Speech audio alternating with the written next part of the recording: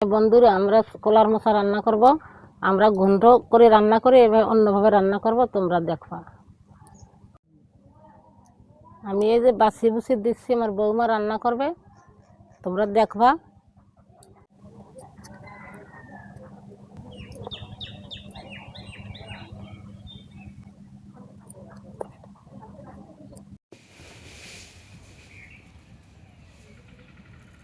বন্ধুরা, মা তো আপনাদের বলেই দিয়েছে আজকে আমরা রান্না করব কলার মোচা।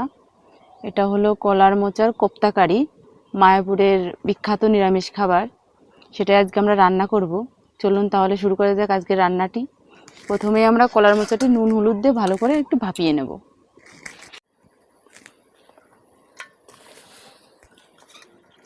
সিদ্ধ করব না, হালকা একটু ভাপিয়ে নেব। এবারে আমি ডাল নিয়ে নিয়েছি। এটা 3-4 ঘন্টা আগে ভিজিয়ে রেখেছিলাম, দেখুন সুন্দর ভিজে গেছে। এটা ভালো করে ধুয়ে নিয়ে এসেছি। এখানে 1.5 কাপ মতো ডাল আছে, ছোলার ডাল। আর এর ভেতর 3টে কাঁচা লঙ্কা দিয়েছি, আর 1 টুকরো আদা কুচি করে নিয়েছি। এটা মিক্সচার করে নিয়ে আসবো, এটা আমাদের রান্নায় লাগবে।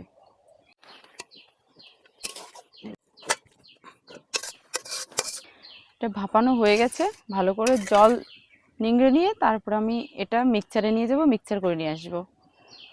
যাদের কাছে শিলপুতো আছে আপনারা ওটাতেও করতে পারেন, ওটাতেও ভালো হয়, কিন্তু ওটাতে একটু টাইম লাগে। ওই জন্য একটু তাড়াতাড়ি হবে দেখে আমি মিক্সচারেই করে নেবো, আজকে আর শিলপুতো ব্যবহার করব না। আপনারা চাইলে শিলপুতোই করতে পারেন।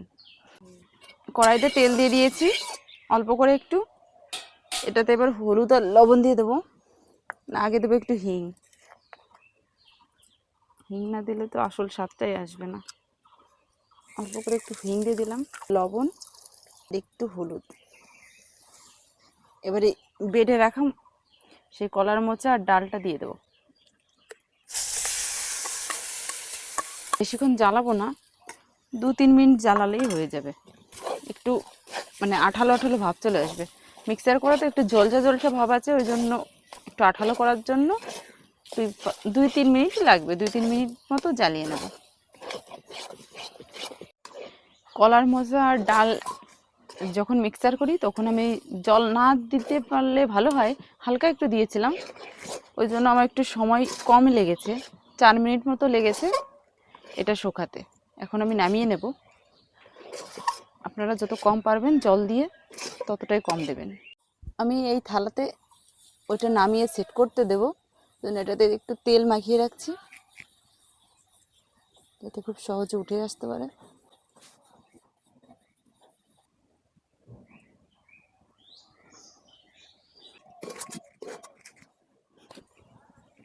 এবার আমি এটাকে একটু চেপে চেপে একটা শেপ দিয়ে নেব।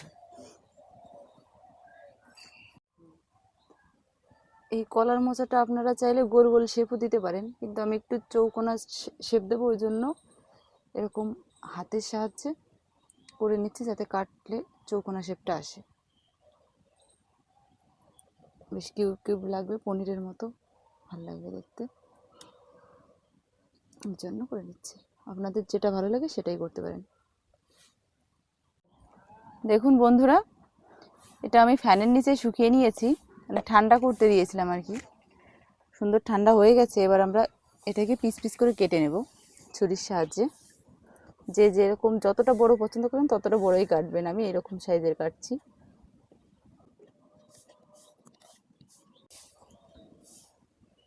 দেখুন আমি এরকমভাবে কেটে নিয়েছি। আপনারা এর থেকে ছোটও কাটতে পারেন, বড়ও কাটতে পারেন, আমার এরকম হলে হয়ে যাবে।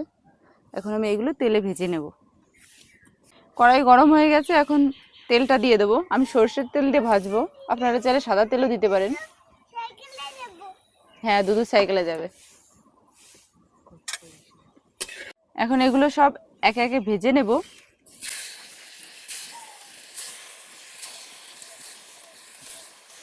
আপনারা চাইলে এগুলো স্টোর করেও রাখতে পারেন ফ্রিজে, নষ্ট হবে না। 1 সপ্তাহ তো হবেই না নষ্ট। আমাদের কোপ্তাগুলো ভাজা একদম কমপ্লিট, এখন নামিয়ে নেব। সবগুলো ভেজে নিয়েছি, এগুলো নামিয়ে এখন আলুগুলো ভেজে নেব ভালো করে। আলুগুলো ভেজে নেব এবার। আলুটা ভাজা হয়ে গেছে, এখন নামিয়ে নেব। দেখুন সুন্দর লাল করে ভেজে নিয়েছি। এরকমভাবে ভাজলে একটা সুন্দর গন্ধও বেরোয় আর খেতেও ভালো লাগে। এবার এই তেলের ভেতরেই ফোড়নটা দিয়ে দেবো। তেজপাতা, শুকনো লঙ্কা, এলাচ, দারচিনি, লবঙ্গ, কটা জিরে, এগুলো ফোড়ন দিয়ে দেবো। আর একটুখানি হিং দেব। এবার দিয়ে দেবো কাঁচা লঙ্কা আর আদা বাটা। এবার একটু হলুদ আর লবণ দিয়ে দেবো।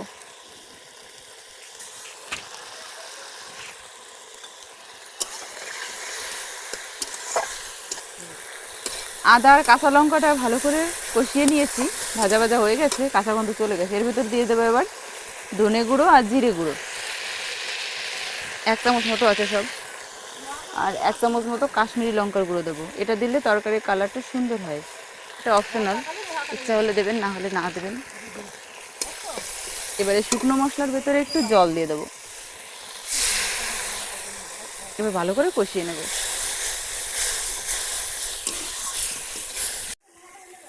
মশলাটা ভাজা ভাজা হয়ে গেছে। এখন এই বেটে রাখা, এটা হলো কাজু আর পোস্ত বাটা, এটা দিয়ে দেবো।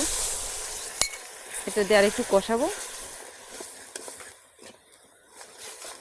তেল ছেড়ে দিলে তখন আলুগুলো দিয়ে দেবো। কষা কমপ্লিট হয়ে গেছে, মশলাটা কষানো হয়ে গেছে। এবার আলুগুলো দিয়ে দেবো। আলুটা দিয়ে 2 মিনিট মতো নাড়াচাড়া দিয়ে জল দিয়ে দেবো। হয়ে গেছে আমাদের ভাজা, একদম কমপ্লিট। এবার জল দিয়ে দেবো। জলটা একটু বেশিই দেবো, কারণ ওটাতে টেনে নেবে অনেকটা জল, কোপ্তায় টেনে নেবে, একটু বেশি করেই দেবো। ঝোলটা ভালো করে ফুটে গেছে। এবার আমরা দেখবো, চেক করে আলুটা গলেছে কিনা। আলুটা সুন্দর গলে গেছে। এবার কোপ্তাগুলো সব দিয়ে দেবো। এগুলো দিয়ে এবার আর 10 মিনিট মতো, 10 মিনিট লাগবে না ঠিক, আর একটুখানি ঢেকে দেবো।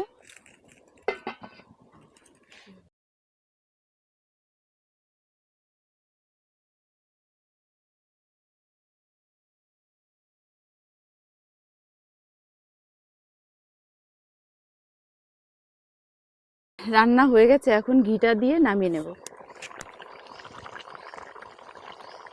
রান্না হয়ে গেছে, এখন নামিয়ে রাখবো। নামিয়ে ঢাকা দিয়ে রাখবো 5 মিনিটের জন্য, সেট হওয়ার জন্য।